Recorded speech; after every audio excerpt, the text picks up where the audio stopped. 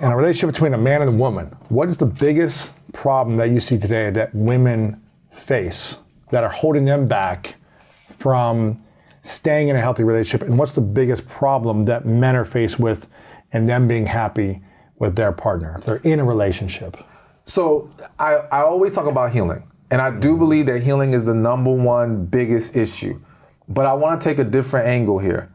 I think that another huge issue that both men and women are facing from women's standpoint is really understanding that men are different in how we think, how we behave, how we're overall wired. And the same thing goes for for men. So essentially, men lacking an understanding of the emotional state or the emotional side of women and not knowing how to tap into that or navigate through that. Whereas she also struggles with trying to navigate through his logical side and how he goes about things. And that disconnect, because both sides are expecting the other to understand them where they are. All right. And they're not trying to understand the other person. And so we get caught up in our own feelings, our own perceptions of things, and that creates this huge fight, this huge battle, rather than really learning how the other side operates. This is going to be an oversimplified question, a response that you have, because each person is unique. But I want you to fill in the blank. If a woman understood X about a man, they would be happy in their relationship. The simplicity of a man. They would be happy. If a woman understood the simplicity of a man, yes, they would be happy in their relationship. Yes. They would have less stress, they would have less arguments, they would have less pain, suffering. Yes. Because what does it mean to be the simplicity of a man? So there's a few things. One, a lot of women overthink and overanalyze in their relationships. And so a simple example I gave in one of my videos is like, let's say a guy ask the man, what do you want for your birthday? And he says, listen, let's just watch a movie together, have some pizza, drink some liquor, I'm good. Have some sex, that's all I need for the night. And the woman thinks, let me get him a wallet. He's like, no, I didn't ask for that. Exactly. Like, it's so simple. He's telling you exactly what he wants. The words coming out of his mouth it's what he means. The problem is so many women have been conditioned to dealing with liars and manipulators, dealing with men who are playing games, that when they are with a good man who's being forthcoming and honest, they don't know how to take that. And also because women are they're in the details, all right? So they are going to see what you need. They're going to analyze and say, okay, I can get this for him. They're more thoughtful in their approach. They go deeper, which is why they become so frustrated with us, because we don't. When we don't understand that when they said, I'm okay, that they really weren't okay, that bothers them. When they told us we don't want anything for Valentine's Day, but they really wanted something and we didn't get that, that bothers them, because it's like, why aren't we looking deeper? Why aren't we learning them and being more in tune with them? Because that's how they are with us. And so again, it's a disconnect of we operate very differently, but if they would just understand, we're very simple. And the man who wants to be with you, who wants to love you, is being very plain and clear. And if you would just honor and accept that, it would make things so much easier. And if a man knew X about a woman, they would have a happy life. What's the right word? It really goes back to understand that her emotions, I'm trying to find the right way to phrase this, but it's really understanding the emotional side of the woman. And what I mean by that is, again, if you're with a woman, let's say you guys are walking down the street, and she says, I don't feel safe right now, all right? To a man, we may analyze the area and say, well, there's nothing of danger here. What's your problem? You're crazy. No, don't do that. If she says, I don't feel safe, you have to understand how she feels. That's her emotion right now. And her emotion is reality to her. She may not be able to explain it. It may be something within her spirit. But as men, we make a mistake of dismissing it because it doesn't line up with our logic. And now it's, you're crazy, you're this, you're that, rather than no, try to understand she's feeling like this for a reason. And even if we can't always explain it, honor it. Now, the man's concern is, well, now she can manipulate you and play you, because even when it doesn't make any sense, she can say, I feel this way. But if you're with a good woman and she's been good to you in every other way, why question that she's playing games now? Give her the benefit of the doubt. So I think if we would just learn to embrace what her emotions are at the moment, we would be able to have more peace. Because again, a lot of fights come from you're trying to force your logic onto her. She's trying to tell you how she feels right now. Right. And it's like this. No, meet her where she's feeling right now. Acknowledge that. Say, okay, you know what? I understand it. Let's handle it from that perspective. Why is it so hard for let's talk about men in this situation, to acknowledge someone's feelings when in the man's mind, you might be acting crazy. These feelings are irrational. Why would I acknowledge irrational feelings when there's nothing to be afraid of in this moment? If that's what a man is feeling, how do they get out of that space and say, okay, this is irrational. In my mind, maybe this does seem crazy because I don't feel this personally. How does a man learn to connect on that level so that they feel safe in that moment, even if it is irrational? So 3 things. It's going to be awareness. Why did I just lose my train of thought for the second one? Awareness, yep. Awareness, I'm missing the second one. And then communication at times when things are not chaotic. All right. So the problem is you can't be trying to have this full deep discussion at this. If you feel like she's being irrational, if you feel like this is not making any sense, now you're trying to have this deeper discussion that maybe she's not ready to have at the moment, all right? She's feeling all over the place. Who knows what's triggering her right now? Wait till things are calm. And now let's revisit what happened the other day. Don't fix it when it's chaotic. Exactly. It's almost like, sometimes a woman doesn't want you to fix it. She wants you to listen and acknowledge how she feels. And so we can revisit it at a different time, but in that time, she needs you to embrace where she's at emotionally. What if the man's just like, it doesn't make sense? You're making no sense right now. What you're saying is irrational. Maybe it's illogical. It's crazy. None of it makes sense. How do they wrap their heads around the madness of the emotion that is not real to them? It really is. It's about practice. So that was the second thing. Awareness, practice, communication. So the practicing of it is just simply understanding, listen, it doesn't always have to make sense. All right? What does it hurt you in that moment to just be more compassionate and considerate of how she's feeling, even if it doesn't line up with your logic right then? You know what I'm saying? And again, we can revisit this and use it as a moment to now learn more about each other. But right now is not the time. So tomorrow, 3 days later, we can say, hey, listen, you know that time when we were walking down the street and you were afraid, nothing was around? Can we talk about that? Exactly. And now we can gain better understanding, because at that moment, it may be easier for her to articulate it. But in the moment of her emotions running all over the place, it's going to be hard for her to get it out clearly. Not because she's trying to be difficult. It's just she's feeling all over the place. It's just hard. It's like, think about a child, and I'm not trying to reduce women to children, but think about a child being in their frantic moment, something happening to them, and you're saying, tell me what's wrong.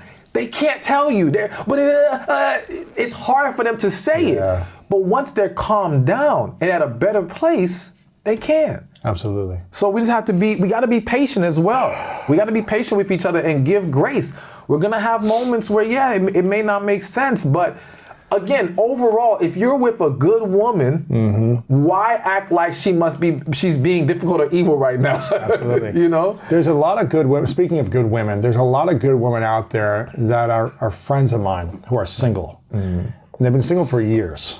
Okay. I'm thinking of a few of them specifically in my mind. So I'm going to speak to these women's archetype, because I think there's a lot of women like this out there. They've been single they've been dating, but they haven't been in a committed long-term relationship for a while. Good women. They make their own money, they're independent, they're kind, they're compassionate, they're loving, they've got their own vision, but they're struggling in finding the right guy who will commit. What do you think is missing from those women? Or is it a timing thing? Maybe it's like, hey, you've been trying this for 8-10 years and you haven't found someone. Maybe it's still timing. Maybe they haven't showed up in your life yet. But if they're going on dates, they're doing these things and they still haven't been able to find a partner that feels like a good match, the right match. What's missing from them? Or is nothing missing? It's hard to say because, without knowing them individually, the issues can vary. I'll tell you what I've seen as common barriers for women. One of the most common, and they may not like hearing this, but one of the most common is a lacking of being in touch with their feminine side. And that only really plays a huge role dependent on the type of man they desire. If they desire a very masculine man who has his stuff together, a guy who can be a leader, at least has those qualities, then not being in your feminine is going to work against you. You're going to come across more difficult. You're not going to come across as someone that's peaceful. And again, I think every man who has stuff going on for himself can say what he needs almost most importantly, or at least near the top, is peace. Every man needs peace. Oh man, I've been saying that my whole life. You know? Peace. And so if he does not view you in that way, because again, you project more masculine energy, you project more resistance, more of a difficult nature, he's not gonna, you could be the most beautiful, amazing woman. It's like, and he may want to sleep with you, but he's not gonna want to take you serious or marry you. So that can be one problem. Another thing can be timing. It's a lot of times is, we have to understand everything doesn't happen tomorrow. There is a process to this. But in that timing, what's important is that you don't drag on with the wrong men. Yes. A lot of women reduce their time or reduce their window of opportunity staying with the wrong guys, dating even the wrong guys. So it doesn't have to be a committed relationship. It could just be you're dating and getting to know each other, but you knew after a couple days that he wasn't it. And yet you're still letting it continue. And even though you're not fully committed in this relationship as an official boyfriend-girlfriend, you're emotionally invested. And your ability to now be available to someone else is severely hindered. So you're not going to be able to meet that great guy, or that great guy may come across you, hear that you're dating this guy and say, I'm not even going to bother with that. Yeah. And so that hurts you. So timing is it, but you have to make sure you're leaving yourself available. Here's a question. Do we stay in relationships longer when we haven't fully healed the past? Hell yes. Absolutely. I'll probably raise my hand here for pretty much every past relationship where I have known at different levels, like something's not right, something's off. Okay, let's work on it. Let's try to make it work. Still things are off. It's like you have a knowing inside, and sometimes you try to force it to make it work. And I'm as one to blame as anyone here. And what I realized is like, I haven't fully healed certain things. And it's why I've stayed in the past in relationships much longer than I probably should have. Mm-hmm. But I was afraid. I was afraid of hurting someone. I was afraid of hurting myself. I was afraid of whatever. Yeah. And when I started to learn that, like, this is something you talked about over and over, that the healing process is the key process to build a foundation for the potential for a great relationship, for something to flourish. Yes. You want to have, the dream is to have a rainforest of an environment in your relationship where things can grow, things can flourish. There's green trees around you. There's waterfalls, not an environment of a desert where things go to die in the relationship. Yes.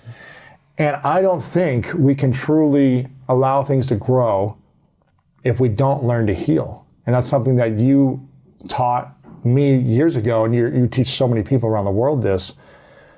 But if people don't even think they need to heal something, how do they do it? They can't. There's no way. You can't overcome an obstacle you don't believe exists. Right. Like, I'm fine, I got this. Nah, I've dealt with this stuff in the past. Like, that was me. Exactly. And so the problem is most people don't heal until they hit a wall, until something, knocks them on their behind, and now they have to see things differently and accept the issues that they've been holding on to. But also, I think the problem for a lot of individuals is they're not healed, and they're in environments with people who haven't healed either. And now those unhealed people are going to validate your issues. They're going to validate your unwillingness to face those things. This is so hard because, whatever, guy friends, girlfriends, whoever you are, and you lean on people and say, this person did this, and they validate you and say, leave them. They're no good for you. You deserve better. You don't deserve that. They shouldn't be doing this, right? They start to validate to be on your side, but they're not healed either if they're coming from that place. Maybe they're correct on certain things, but it's learning how to communicate to your friends in a healthier way probably also.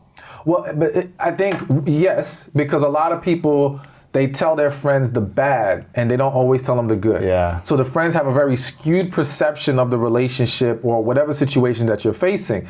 But we also have to be aware enough to understand who we're seeking guidance from. Like, I may speak to my friends because I need to vent at the moment, or I want some feedback, but I'm fully aware that they are not the end all be all to this, that they may be speaking from their own hurt place.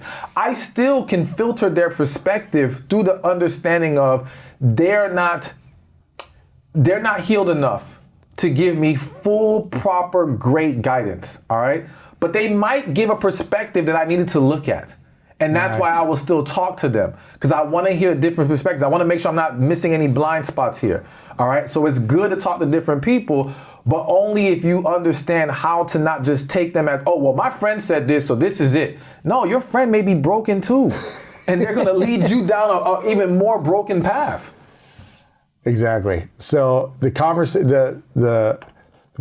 you have with some people, they're not healed and they're not helping you fully because they're validating something that you don't need to hear necessarily. Absolutely. Maybe some of it is right, but not all of it. And not to mention, it can happen in other ways, as far as, like, I've seen people where the friend was in a toxic relationship that they were unwilling to leave. So now when their other friend came to them about their toxic relationship, is, oh, give them a chance. Oh, cheating happens in every relationship. They'll come up with all these validations to stay because they can't look themselves in the mirror and tell themselves to walk away. So how are they going to tell you to do it?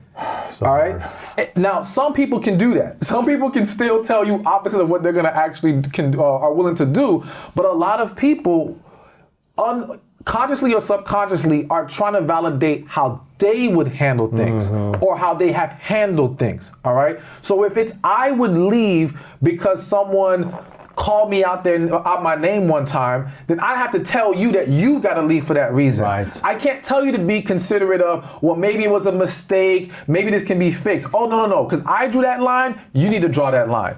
A lot of people don't understand how to give that unbiased advice. So that's why you have to be very careful. Absolutely. Going to friends and family. Healing is, again, a lot of clarity comes through healing. You'll be able to see things differently in a relationship if you are from a healed place. I think a lot of us, myself included, have stayed in relationships longer than necessary because we haven't healed something yet, and that's why we stayed in them. So would you say that people who have healed and addressed the past, the traumas of the past, the pains of the past, are much quicker to get out of a dating situation when they realize, oh, this isn't for me. Like, I thought it was going to work out, but I don't need to keep trying for months and years to try to make it work. It's not working. I'm willing to walk away. Would you say people healed are able to do that better? Absolutely. Yeah. Basically, the more healed you become, or when you have become healed, your willingness or ability to tolerate toxic energy is diminished. You don't know how to operate or how to stay in those environments any longer, because now you see things so much clearer. It's almost like if you were to detox your body and start to eat healthy. Now you go back to eating some fast food and it will destroy your stomach. Yeah. So your willingness to eat that bad food is no longer there, or at least it's diminished, because now your body knows what healthy feels like. Ooh. All right? So emotionally, once you get to a healthy place and you know what healthy is, you can't tolerate dysfunction as much anymore. You can't tolerate someone who does not want to face their issues. It reminds me right now real quick of, even when it comes to business, or even when it comes to fitness, a lot of people, once they've achieved great success, or once they've achieved getting that body they always wanted, they look at those who do not have differently. Before, they may have been in that pool of people that said, my circumstances, there's nothing I can do, it's too hard. But once you've achieved it and you knew what work it took to get there, now it's like, no, you're just unwilling. You don't have enough desire to push past the obstacles to get the results you're looking for. And so again, when you become healthy, your willingness to tolerate this person just can't get past their issues. It's like, no, because I got past mine. Right. I know what it takes. I know you can get there if you're willing, but so many are not willing. Let's say you got in a relationship, you got married, you've been committed for a while, and neither of you have healed. But then one of you decides, you know what, this isn't working. I gotta heal the pain from the past. They go on that journey, they get relief, they find peace in their heart, they're not triggered, whatever it is. they've started and have continually been on the healing process, but the other person continues to be in their own traumatic past experiences. What if they're not willing to heal? Would you recommend, like, is that relationship able to work still? Are you able to find ways to say, well, we still love each other and we have a lot of chemistry and connection most of the time? What would you say about that? If the other person's unwilling to heal? I hate to say this, but I have to be honest. Yeah. All right. I can never encourage someone to remain in a toxic situation. All right. I do think that we can take an approach that says, let's see if we can work this out. Let's give them a little bit of grace here. And the main thing is, can we achieve progress? All right. Rome isn't built in a day. And if we've been behaving or we've been tolerating this dysfunction for so many years, we can't expect it to be perfect tomorrow. But are you willing to at least start to walk on that path and make progress? Though I don't want to encourage divorce, I cannot feel comfortable telling people to stay trapped in a marriage with someone who doesn't want to face their issues. Right. If you have freed yourself from that, you have healed, they've got to be willing to make a move. And here's the problem. People are afraid to heal, or people are afraid to face the issues that requires them to heal, all right? Because you have to, it's like, I remember a quote, I'm probably saying it wrong. To heal, you have to face the pain, or you have to dive into the pain, something like that, all right? So people understand it's painful to go and revisit your past. It's painful to let those emotions you've suppressed all these years come back out. And so now your fear of healing or facing the process of healing is greater than your fear of losing this person, all right? And they think because you're married to them, you're not going anywhere. You're stuck for life. Exactly. So for that reason, that's not enough incentive to face their fear of facing their issues. Wow. The only thing that may get them to do it is the threat of divorce. Wow. Or is the actual divorce happening? Again, it's not that I want it to get to that point. I hope and pray everyone can avoid that. But the reality is some people won't get it together until there's a real consequence on the table. And that will be divorce in that situation. So, okay, let's say someone's like, you know what? I feel like I'm good. It's never been about me. It's been about everyone else. It's their problems that why the relationship doesn't work out. Hold on, I gotta stop you real quick. Yes. Because this is like hitting my spirit. I gotta say Give it to me. The other thing to consider is that some people will never change. They will never heal. And the reality is that the person you're with is the wrong person. And the only reason you got with them is because you were broken. Had you not been damaged in the first place, Zing. you may not be with this individual. Because you wouldn't have chose someone like this if you were coming from a healed place. Exactly. And if you were healed, you would have been your true self. Your true self may not have aligned with this individual. Now, I'm not saying that there aren't circumstances where people still end up with the right person when they were both not healed. I do think that's possible to happen. But a lot of people, I would argue the majority, because I always say, if you're not healed, you are 99% likely to choose the wrong person. So I do still strongly believe that the majority of people are with the wrong individual. And that's marriage, relationship, whatever. Because that brokenness, that damage Attracted something else that was broken. exactly, and allowed you to tolerate it. Or it allowed you to feel safer in that environment. Wow. Here's the thing that people don't realize. When you have not healed, if you were to get with a healthy person, it would essentially demand of you from the jump to basically heal or step your game up. And again, people are afraid to face their issues. So to get with another broken person, subconsciously, it validates me staying broken. It validates me not having to face my issues because now we all have issues. You see, as long as we all have issues, I don't have to face mine. But if you have corrected yours, how can I validate my own? Can you have a life partner and still have a love story? Of course. Of course. You want the life partner to be a love story too. But the love stories per se are not life stories. It's different ingredients. It's different values. There's some things that you don't need in order to have a beautiful love story with someone.